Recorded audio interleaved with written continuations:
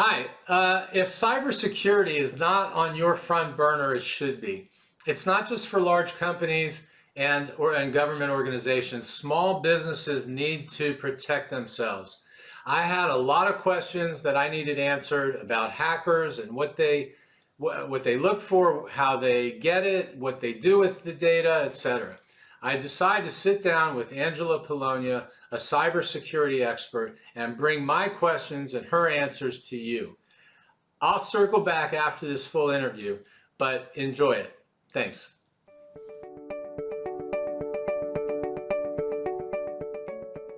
Hello, everybody. I'm here with Angela Polonia from Elevate Consulting. We're talking cybersecurity, one of the most urgent and important matters on business owners' minds. Angela, we'll get right to it. Tell me, where did you go to college? What did you study? And who did you do your training with in your early career?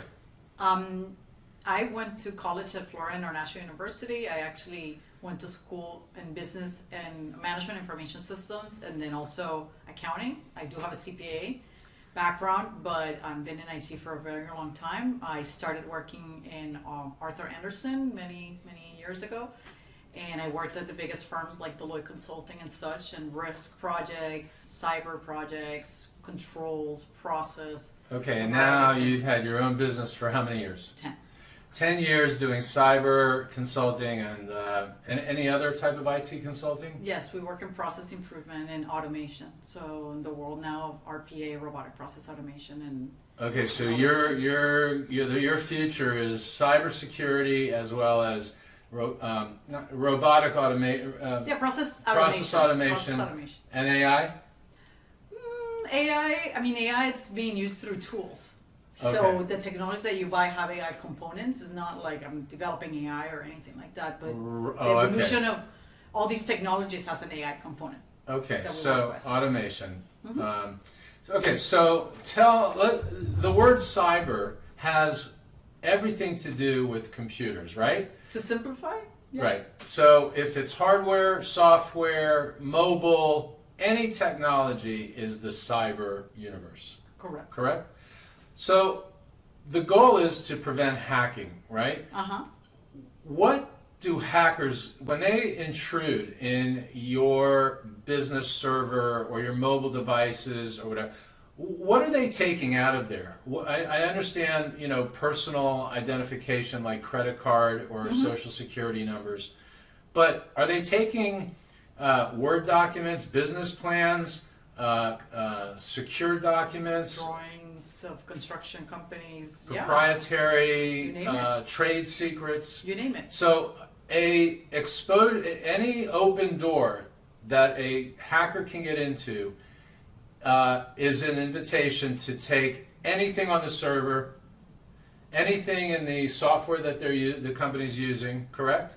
Yeah, I mean, it's information has a value, and you may value it more than other people would value it. Maybe there's a regulatory, like you're talking about PII, so you definitely have to keep that secure for regulatory purposes, compliance purposes, but you also value your information. Okay. Like you talked about, like business plans and other internal documents, trade secrets, etc. Right, like So- I would not want people getting a hold of my whatever, but certainly if I have an accounting software and it has customer information Correct. or payroll information or credit card or any of that, I don't, so the goal is shut the doors, lock the doors, and make sure that the alarms are on, correct? Yeah, but Okay. it's expensive to do all of that for, I think, certain size companies. So it's how do you do that smartly? Okay, well, let's get to that in a second. Sure. So I read where more than half of all companies have suffered a cyber intrusion, a hack, and that a third of them spent $50,000 or more remedying it, investigating it, and remedying it. Okay. Does that sound like the right numbers to you? I mean, 50,000 sounds very cheap, to be honest. Okay. It must be a much higher number to remediate, and So even if it's a small business, it could be a lot more expensive. it could be for a multitude of reasons. Absolutely, a lot more expensive. I mean, I'll give you an example. City of Atlanta had a ransomware attack about a year and a half ago, the hackers requested 50,000. They said no, and they spent 2.9 million remediating, dealing with fines, dealing with reputational risk, etc. So Okay. yeah. So, how do hackers get in? Who does hacking? Okay. And is it some person at a computer poking around, or is it software, robotic software? Well, hackers use software to make their jobs easier. Okay. And hackers, there's different types of hackers and reasons why people hack. Uh-huh. From like the kitty, you hear the kids hacking, and that's accurate, to organized government-sponsored hacking activities. And organized crime. Yeah, of course. It's for money, right? It's for profit. Okay, so they get this data. Uh-huh. So some computer whiz is doing hacking for some government, Okay. or some organized crime, or Uh-huh. whatever, and they get that, and then what do they do with that? They extort people money from people to get their systems back, or they get it unlocked. Correct. Or That's to get... ransomware, when they're holding you for ransom. Okay, so that's ransom, Uh-huh. and you have ransomware to prevent.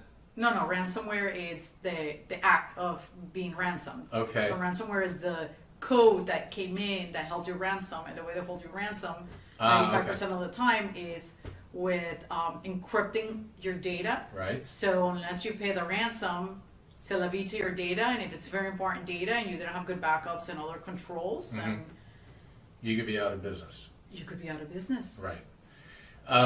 Okay, so the software, they automate. So they basically send software out there to knock on all these doors and see which homes are open, which doors are open. Correct. And then they walk in and they're like, oh my God, look at all this great stuff. And then they either hold you ransom to get it. Or they put ransomware. Uh-huh. And then what else do they do with it? So they want money and they extort, but then what else do they do? Do they sell it? They do. They could go in the dark web, and what they call the black market, the dark web, and information's out there about even like password data, credit card data, social security data, and it has a value. So you could go and buy this data there, and buy in bulk. So thousands of records at a certain price, and then people try to use it. And so, for example, if there's 10,000 credit card numbers that a company wants to buy, or a thief, so they buy this, and then what do? Go charge your credit cards? And some will work and some won't work, and that's one thing. And healthcare data, anything you could imagine. But of course, if it's like kind of trade secrets and kind of that more internal data, it's probably has the value to that company, so they're going to hold you for ransom, or it's because they're using it and giving it to your competitors, or maybe your competitor. There's been incidents of competitors doing things like that to other companies. Okay, Angela, why does a small business need to worry about this? The small businesses, are the targets of hackers random, and it could be big company, little company, and their robots don't discriminate? Or why is this relevant to a company that's under 100 employees? It is relevant for everybody, so big and small, and for the target that you're discussing, the 100% or less. It's because hackers know that some of these companies have less controls than a bank or other companies that are much larger and invest in the people, process, and technology for cybersecurity.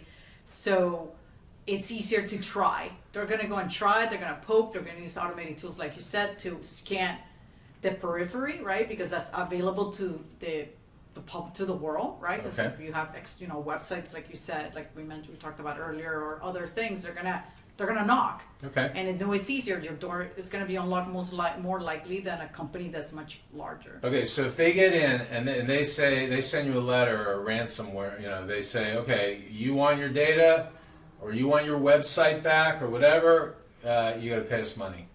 Okay, so that's where cyber liability insurance comes in, or cyber insurance comes in?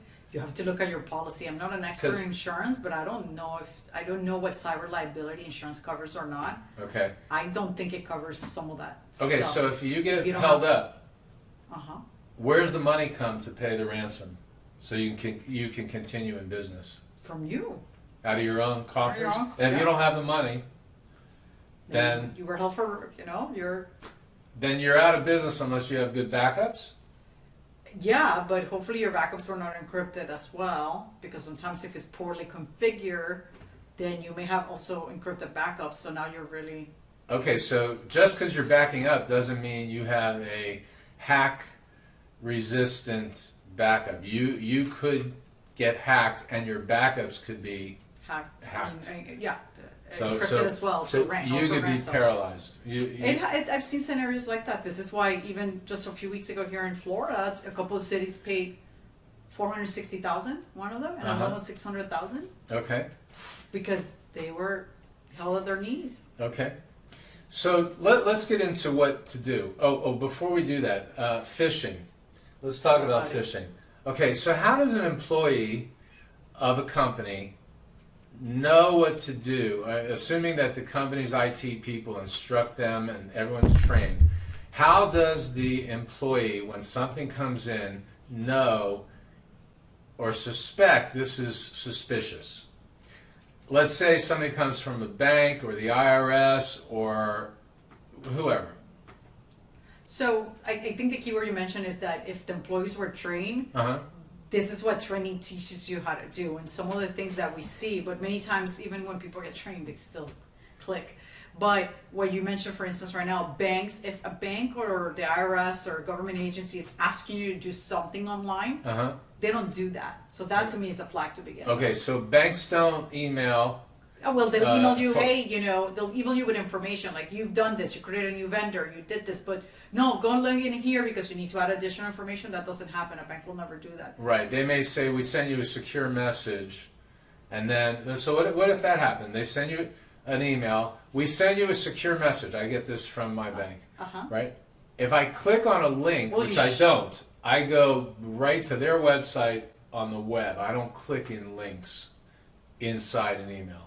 Correct. You don't want to do that, and you may have those messages configured that you get alerts or things like that, but go directly to the website. So don't And click on links. Don't click on links. And If you get something from your credit card company, your bank, the IRS, No, the IRS will never the email you. insurance, health insurance, any of these people, just go outside of the Log in. email, go into directly to their website and log in. that I recommend people do. They're getting very sophisticated. It looks very real. Okay. And then, like you said, IRS will never email you. Government agencies they don't email you. IRS doesn't even do that. That's why we still get paper and we have to fax and we have to do all that. It's because What was the that? amount of Fax? fraud. What was that word? Exactly. The amount of How do you fraud. spell that?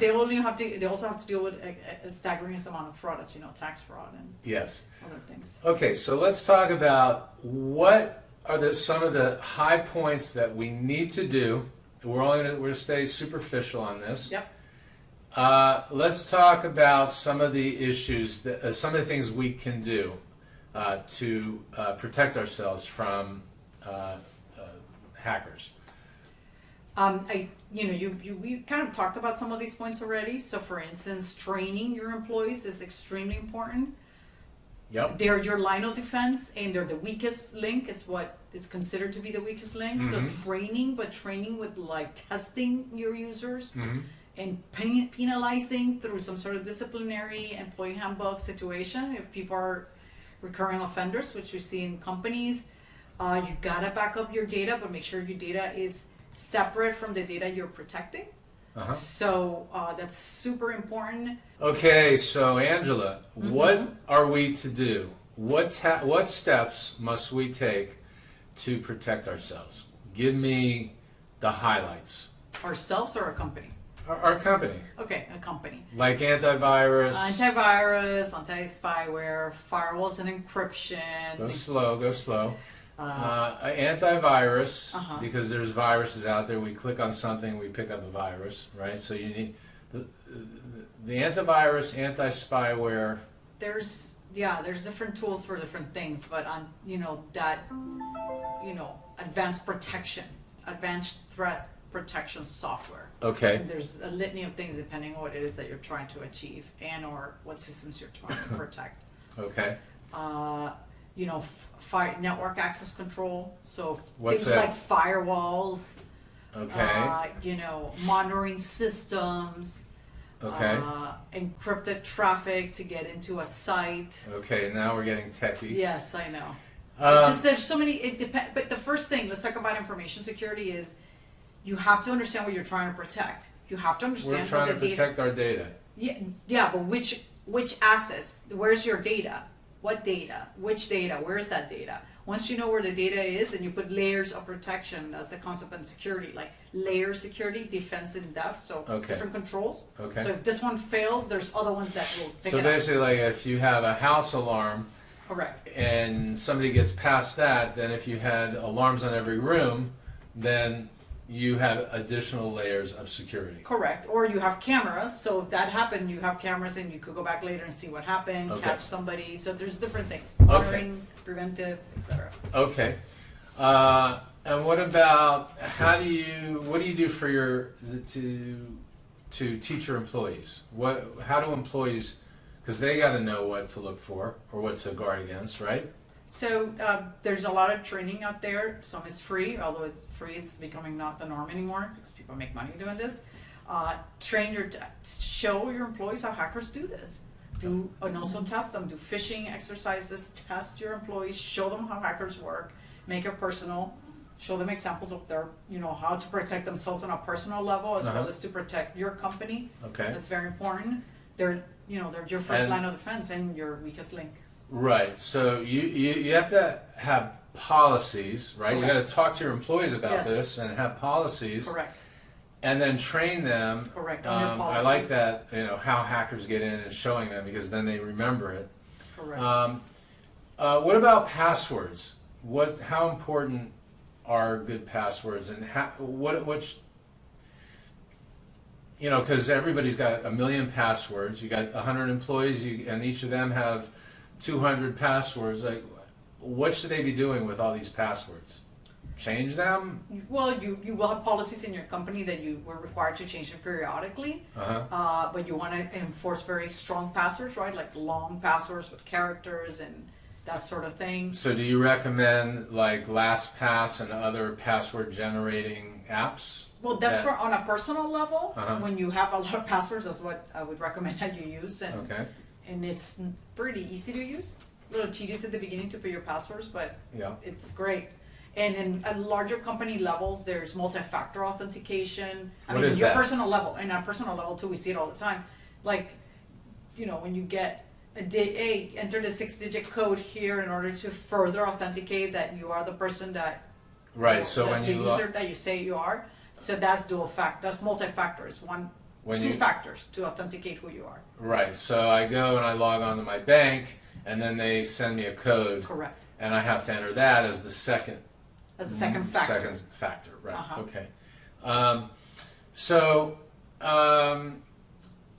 Okay. So we've talked about passwords and long, complicated passwords, not like your dog's name.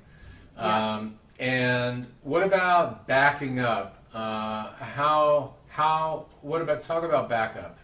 So backup is extremely important because, like from a ransomware risk, if you have good backups, then you don't have to pay the ransom because you have your data somewhere else. The hackers don't really have access to your data. They encrypted your data, so they're going to give you a key to the encrypted. So backups is extremely important to mitigate those risks. It's also important from a disaster recovery business continuity, but we could get into that, obviously in another time. Right, and backing up data isn't just it's not as simple as just clicking backup. There are settings. There's, you could back up and they could still get hacked. So there's technical aspects to backing up. No. Okay. Again, it depends on the complexity of your environment, the complexity of the systems you're dealing with, but you have to understand what you're trying to protect. And what if you use a cloud computing host, a cloud host, like whatever. So you log in through a portal and you're on their server and your desktops are on their server. So you're consuming a service through the cloud. Right. You're Should buying a everybody software do as a that? service. Well, if you're gonna do that, which we do it all the time, online banking, right, and all sorts of things, just make sure that if you're doing it for your own company, that you're using reputable companies and that they get their own due diligence performance security. And there's a lot of out there, they should be able to provide you reports of their security, that they are audited and give you evidence of those audits. And who are some of the big names in that cloud space? Well, I mean, there's a million of them. I know, if you're talking about software, software, there's a gazillion companies that No, not software. but cloud hosting or Yeah. cloud, Mhm. I mean, AWS, Amazon Web Services, and Google, Microsoft? and Microsoft Azure, Okay. and Google Cloud. Google Those are the Cloud. three. That's my clients work. Okay, now your employees, let's say, have laptops and desktops where they're working. So, what should they do to prevent wandering eyes with their laptops? The screen blockers, so you could push if you have a network, you could push policies to lock your screens after a few minutes. You've seen that, the screen savers. That's very important. And also enforce that when obviously your employees that travel, employees that have laptops and other things and are all over the place, you definitely want to have that. With also encryption of those devices, of the data in those devices. So then encryption and all that. Then you need an IT person to do something to encrypt, right? The average person doesn't. Well, there's No, software. Again, depends. If it's like an endpoint, like your own personal laptop, you could buy it where you have BitLocker, like on a Windows, or the I can't remember right now, Apple, but Apple also has encryption, so it's easy. It's a setting. But if you're doing it at a company, you want to have a strategy to how to deploy it and make sure all the stuff is cohesive and works. Okay. And finally, let's say you have all of this elegant security measures. What about testing? Of course. What about testing? So it's one thing to have an alarm on your house, it's another thing to test it, make sure it works. So Correct. who should do the testing? How often should the testing be done? And what? Well, you want testing to be done by people that know what they're testing and what they're doing, right? So are they trying to hack in to your stuff? Well, there's those types of tests. There's automated testing that's cheaper, just scanning to give you kind of like a footprint of what's going on. But and then there's more in-depth testing, which is like trying to pretend that you're a hacker and see how far you get. Yep. What I highly recommend is that if you do have an IT service provider, don't let them be the same people that are going to test your environment, because they're auditing themselves in essence. Okay. I've seen that, and I think that's a mistake. Not because I'm trying to sell my services, but it's just auditing yourself. So basically, you would hire a separate IT provider With to security test your focus. IT, Correct. to test what your IT people have set up. Correct. Okay. Now, let's talk about our personal devices. I have, let's say, a cell phone or an iPad or a laptop. I go to a public Wi-Fi, and how do I protect that laptop or that cell phone from while I'm on the Wi-Fi? So the risk there is that there's tools out there you could sniff traffic, and sniff is like you could see what's going on. So if I'm entering credentials to get into Bank of America, if a hacker has the sniffing tool, they could see my credentials, and then therefore, it's a problem. So basically, if you're on Wi-Fi, naked, with Somebody could see nothing in between you and the Wi-Fi network, you're exposed to somebody in that network. Correct. Finding whatever you're doing, if you're logging onto your Correct. credentials and whatnot. So how do you prevent it?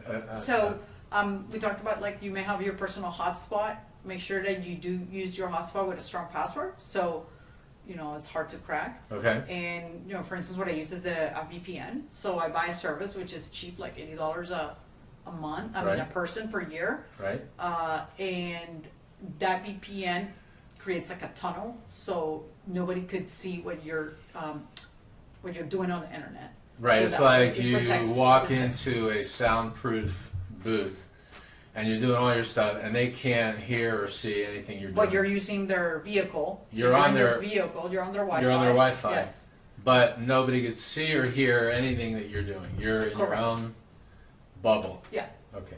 You just put yourself in that bubble, and you could put that in your laptop and your mobile device as well. Okay, so finally, this And make was sure great. your laptop is encrypted, because if they steal it, Yeah. if they get in, the data is, if they crack your password, the data is still gibberish because it's encrypted. Okay, so that's another software The hard you drives. need, right? Well, it Encryption comes to software. a lot of, yes, it is software based or hardware based both.